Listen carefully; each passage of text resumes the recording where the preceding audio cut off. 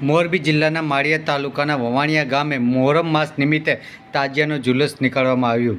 દર વર્ષની જેમ આ વર્ષે પણ મનાવવામાં આવ્યા હતા અને ઠેર ઠેર ઇમામ હુસૈનની યાદમાં નારા અને ગુંજી ઉઠ્યા હતા.